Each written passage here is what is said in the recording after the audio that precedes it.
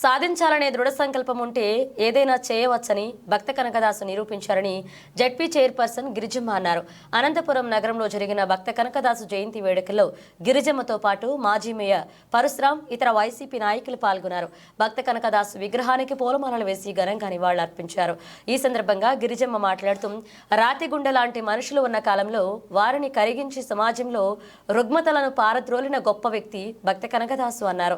శ్రీకృష్ణ పరమాత్ముని దర్శించుకునేందుకు వెళ్తే అక్కడ అడ్డుకున్నారని, ఆ సమయంలో భక్త కనకదాసు తన కీర్తనలతో స్వామివారిని తన వైపుకు తిప్పుకున్నారన్నారు.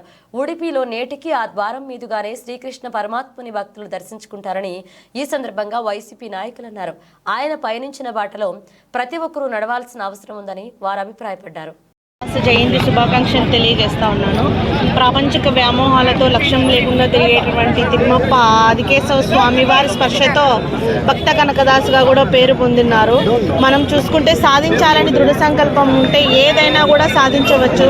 రాతి గుండెలతో నిండినటువంటి మనుషులు ఆ మహానుభావుని దర్శనానికి నిరాకరించడం వల్ల తను అనుకున్నది ఆ స్వామివారి కీర్తనలను తాను ప్రవచించడం ద్వారా కూడా తన వైపుకే స్వామివారి తిరిగి ఆయనని భక్త కనకదాసుగా కూడా మార్చిన సందర్భం మనం చూసాము. ఉడిపిలో నేటికి కూడా తను చూసినటువంటి కిటికీలో నుంచినే కూడా స్వామివారిని దర్శించుకోవడం అనేది చాలా మనమందరం కూడా గర్వించదగ్గ విషయము. ప్రతి ఒక్కరూ కూడా సాధించాలని దృఢ సంకల్పం ఉంటే ఆ భక్త కనకదాసు వారి ఆదర్శాలను ముందుకు తీసుకొని ప్రతి ఒక్కరు కూడా ఆయన పాత్రలకు కృపలు కావాలని సందర్భంగా తెలియజేస్తూ అందరికీ కూడా భక్త కనకదాసు జయంతి శుభాకాంక్షలు తెలియజేస్తాం. దర్శించుకునేకి వెళ్ళినప్పుడు అక్కడ ఈయన వేషధారణ చూసి ఈ అంటరాని వాడనేసేసి ఆయనని మొదటి వాకిలి నుండి పంపడానికి అక్కడ పూజారులు నిరాకరించడం జరిగింది. అప్పుడు ఆయన తన కీర్తనలతో కృష్ణ భగవానుని గొప్ప పొంది మరి అతను ఉన్నటువంటి వైపుకు కిటికీ ఒక కిటికీ లాగా ఓపెన్ అయ్యి మరి కృష్ణ భగవానుడు ఆయనకు దర్శనం ఇచ్చినటువంటి సంఘటన మనం ఈరోజు కూడా ఉడిపి కృష్ణ భగవానుని దేవాలయంకి వెళ్తే తెలుస్తుంది.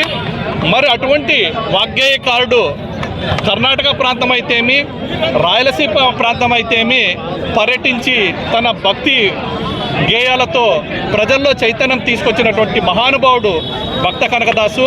మరి ఆయన ఆశీస్సులు మా అందరిపైన ఉండాలనేసి మనసారా కోరుకుంటూ మరి గురువులందరూ ఆరాధ్య దైవంగా పూజించేటువంటి కనకదాసు జయంతి సందర్భంగా ఘనంగా నిర్వహిస్తున్న వారందరికీ, ఈ కార్యక్రమంలో పాల్గొన్న వారందరికీ కూడా ధన్యవాదాలు తెలియజేస్తూ, గతంలో మునుపెప్పుడూ లేనటువంటి విధంగా బీసీలలో ముఖ్యంగా గురువుల అత్యధిక స్థానంలో ఉన్నందుకు వారికి ప్రాముఖ్యతనిచ్చినటువంటి జగన్మోహన్ రెడ్డి గారు మరింతగా తర్వాత రోజుల్లో కూడా గురువులను ముందుకు తీసుకురావాలని ఎంతో పాటుపడ్డారు. కాబట్టి అధికారికంగా కూడా అనౌన్స్ చేసిన విషయాన్ని కూడా ఈరోజు గుర్తు చేసుకుంటూ మరొకసారి